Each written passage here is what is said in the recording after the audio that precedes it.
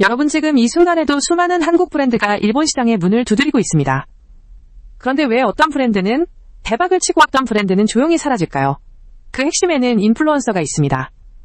한국에서 인플루언서 마케팅 좀 해봤다면 일본에서도 쉬울 거라고 생각하시나요?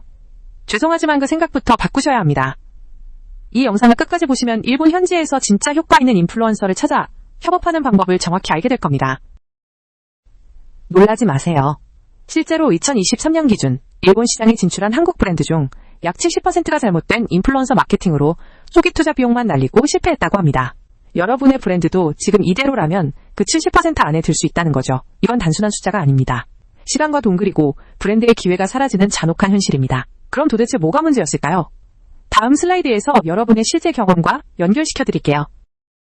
이런 경험 있으세요? 한국에서 팔로워 많은 인플루언서를 섭외했는데 일본에서 반응이 시큰둥하거나 오히려 부정적이었던 경우, 혹은 힘들게 찾은 일본 인플루언서가 한국 방식대로 콘텐츠를 만들어주지 않아서 답답했던 경험 말이죠. 마치 블랙박스를 열려고 하는데 자물쇠가 계속 바뀌는 느낌? 여러분만 그런 게 아니에요. 대부분의 한국 마케터가 겪는 공통된 어려움입니다. 도대체 왜 이런 일이 반복되는 걸까요? 자, 왜 이런 문제가 생기는지 핵심 구조를 설명해 드릴게요.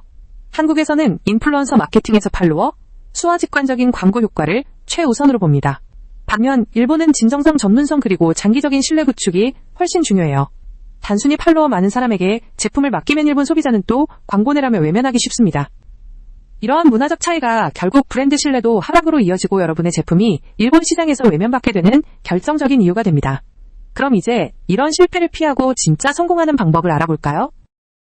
그렇다면 일본 시장에서 통하는 인플루언서는 어떤 사람일까요? 핵심은 바로 현지 밀착형입니다. 단순히 팔로워 숫자에 집착하지 말고 그 인플루언서가 자신의 팔로워들과 얼마나 깊은 커뮤니티를 형성하고 있는지 보세요. 예를 들어 10만 팔로워의 애매한 인플루언서보다 1만 팔로워라도 특정 뷰티 분야에 대한 깊은 지식과 높은 참여도를 가진 인플루언서가 훨씬 효과적입니다. 일본 소비자들은 내돈내산 같은 진정성을 중요하게 생각하기 때문이죠. 다음으로는 이런 인플루언서들을 어디서 찾을 수 있는지 알려드릴게요. 한국에서 쓰던 플랫폼으로 일본 인플루언서를 찾으면 한계에 부딪힐 수밖에 없습니다. 일본에는 일본 시장에 특화된 인플루언서 매칭 플랫폼들이 있어요. 예를 들어 애니민드나 아이떼네 같은 곳은 일본 현지 인플루언서 데이터베이스가 잘 구축되어 있습니다. 물론 인스타그램이나 틱톡에서 관련 해시태그를 직접 검색하고 나 유튜브에서 특정 분야 인기 채널을 탐색하는 것도 좋은 방법입니다. 중요한 건 단순히 인플루언서를 찾는 것을 넘어 그들의 팔로워들이 어떤 콘텐츠에 반응하는지 깊이 분석하는 겁니다. 다음은 이렇게 찾은 인플루언서와 어떻게 협상해야 할지 알려드릴게요. 일본 인플루언서와 협업할 때는 관계가 무엇보다 중요합니다. 처음 연락할 때부터 공손한 일본어로 브랜드 가치와 협업의 진정성을 어필해야 합니다. 한국처럼 이거 해달라 저거 해달라식의 일방적인 지시는 절대 통하지 않아요. 그들의 크리에이티브를 존중하고 함께 좋은 콘텐츠를 만든다는 마인드가 필요합니다.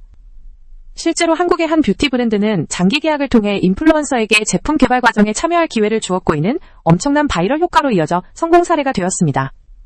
단발성 광고가 아니라 파트너십으로 접근하는 것이죠. 다음으로 이런 협업 시 꼭 알아야 할 주의사항을 알려드릴게요.